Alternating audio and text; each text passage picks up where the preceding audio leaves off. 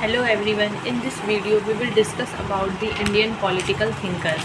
भारतीय राजनीतिक विचारक। इसके अंदर आज हम पढ़ेंगे गांधी जी के जो भी पॉलिटिकल व्यूज़ हैं उनके बारे में हम डिटेल से डिस्कशन करेंगे। तो today I am talking about the MK Gandhi, Mahatma Mohandas Karamchand Gandhi.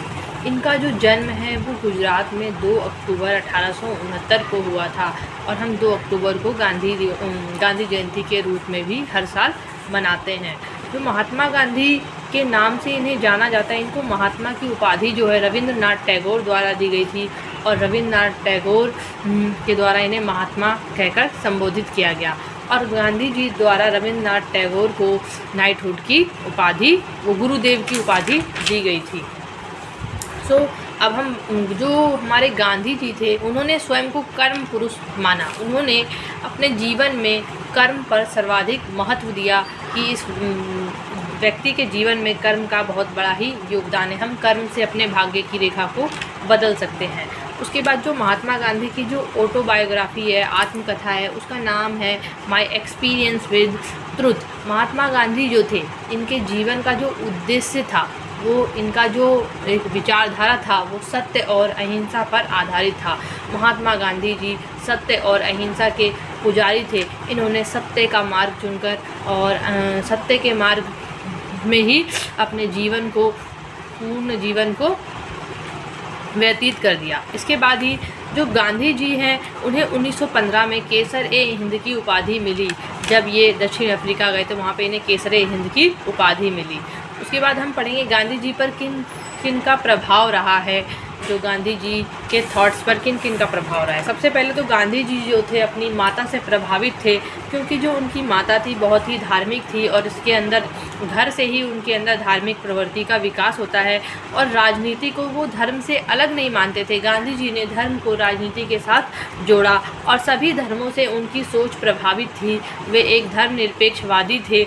उन्होंने अपने नाटक हरिश्चंद्र में उनके मस्तिष्क पर एक जो नाटक हरिश्चंद्र है, जिसके अंदर राजा को सत्यवादी दर्शाया गया, इस नाटक का उनके जीवन पर बहुत गहरा प्रभाव रहा है, जिसकी वजह से ही वो सत्य और अहिंसा के पुजारी भी रहे।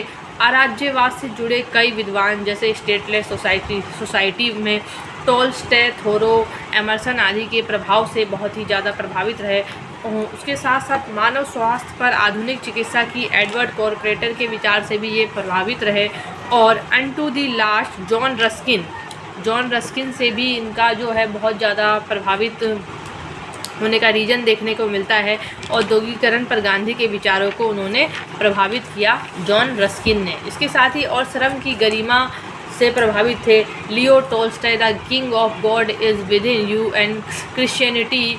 मतलब इनके ऊपर कई सारे विदेशी थिंकरों का प्रभाव भी था और साथ साथ कुछ इनके घर का माहौल, उनकी माता वगैरह का भी प्रभाव देखने को मिलता है। उनका जो जीवन था, उनकी सादगी और प्रयोजन की शुद्धता के आदर्शों ने गांधी को गहराई से प्रभावित किया, क्योंकि वो बहुत ही सादा जीवन व्यतीत करते थे।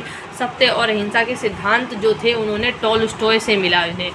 उसके साथ ही गांधी जी की अब कुछ रचनाएं, आपको उनसे प्रभाव तो याद हो गया होगा कि गांधी जी का प्रभाव, गांधी जी पर किन के प्रभावों को हमें देखने को मिलता है। इसके बाद अब गांधी जी की क्या क्या रचनाएं हैं, तो उनकी जो सबसे मेन पुस्तक है वो है हिंद स्वराज, जो उन्होंने 1909 में पब्लिश की थी, जिसके अंदर उन्होंने मशीनीकरण, औद्योगिकरण और आधुनिक सभ्यता पर विचार किया। इसके साथ ही सत्य के साथ मेरे प्रयोग की कथा, एक्सपीरियंस विद माय ट्रुथ, उन्होंने इस पर भी जो अपनी ऑटोबायोग्राफी लिखी है ये भी बहुत इंपॉर्टेंट है। On the other hand, Swaraj in 1 year, उन्होंने 1921 में। फिर दक्षिण अफ्रीका में उन्होंने सत्याग्रह 1928 में। मेरे सपनों का भारत 1947 में।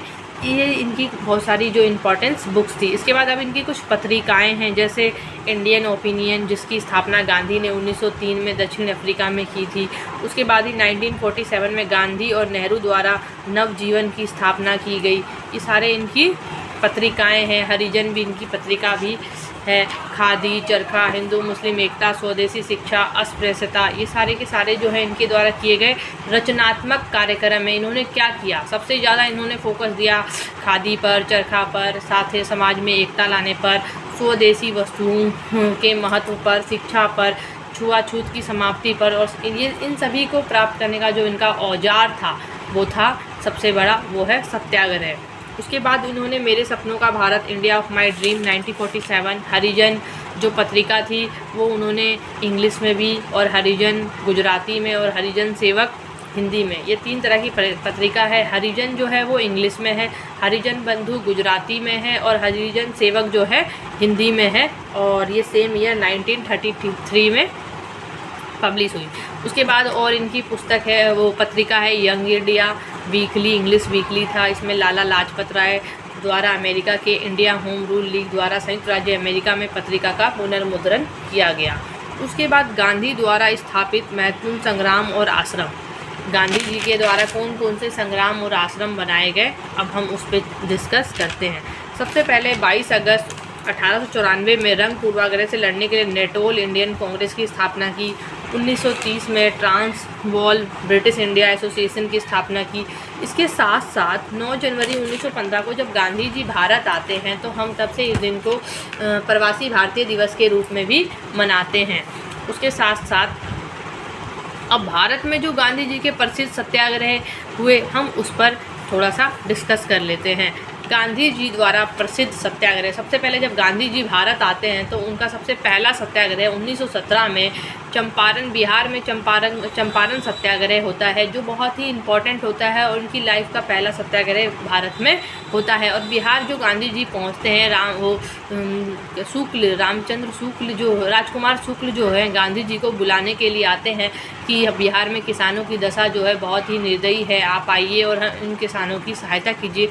उनके बुलाने पर गांधी जी बिहार के चंपारण ज़िले में जाते हैं और वहाँ पे जो 3 कठिया यानी कि 3/20 भाग पर नील की खेती करना होता था, इस प्रणाली का उन्होंने विरोध किया और सत्याग्रह किया, जहाँ पर गांधी जी को पहले सत्याग्रह में सफलता देखने को मिलती है। उसके बाद गांधी जी 1918 में 11 मार्च 1918 को खेड़ा सत्याग्रह करते हैं, इसमें भी गांधी जी को सफलता मिलती है।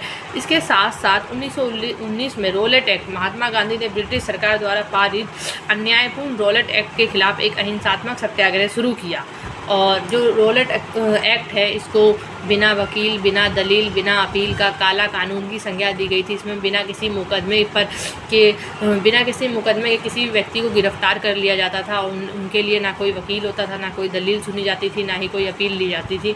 तो इसीलिए इसे एक ब्लैक लॉ की भी संज्ञा दी गई। उसके बाद 1920 में 20-21 में खिलाफत और असहयोग आंदोलन होता है। फिर 1930 में हमारा सविनय अवज्ञा आंदोलन होता है। 8 अगस्त 1942 को भारत छोड़ो आंदोलन गांधी जी के द्वारा शुरू किया जाता है। और उसके बाद गांधी जी जो हैं उनका बहुत ही बड़ा योगदान है हमारे देश को आज़ादी दिलाने में। और गांधी जो थे अहिंसा गांधीवादी राजनीति विचार का मूल सिद्धांत रहा है। गांधी जी के अनुसार जीवन का लक्ष्य सत्य के निकट आना है। गांधी जी ने कहा इस जीवन का मुख्य उद्देश्य है कि हम सत्य के निकट आएँ। वे कहते थे कि ईश्वर सत्य है, अर्थात आत्मसात है, आत्म सत्य है, उच्चतम चेतना है। गांधी ने कभी यह दावा नहीं किया कि वे परम सत्य को जानते हैं, परंतु उनका निजी जीवन के साथ प्रयोग था। उन्होंने कभी नहीं कहा कि वो परम सत्य को जानते हैं, पर वो अपने जीवन में, उन्होंने अपनी बुक में लिखा है माई एक्सपीरियंस विद ट्रुथ, उन्होंने अपने जीवन में सत्य के साथ प्रयोग किया। उन्होंने हालांकि ये माना कि वह मार्ग बता सकते हैं जिसका अनुसरण करते हुए व्यक्ति सत्य तक पहुंच सकता है। उन्होंने बताया मैं एक मार्ग बता सकता हूं कि ऐसे हम सत्य तक पहुंच सकते हैं। अब गांधी जी की नज़रों में अहिंसा क्या है, ये हमारे लिए बहुत ही इम्पॉर्टेंट है। ओके फ्रेंड्स, इस वीडियो को हम यही समाप्त करते हैं क्योंकि वीडियो बहुत ही लंबी हो जाएगी। बाकी चीज़ों को आप जानने के लिए इसका पार्ट 2 देखना बिल्कुल नहीं भूलिएगा। Thank you very much, take care, have a nice day. मिलते हैं मेरी नेक्स्ट वीडियो में।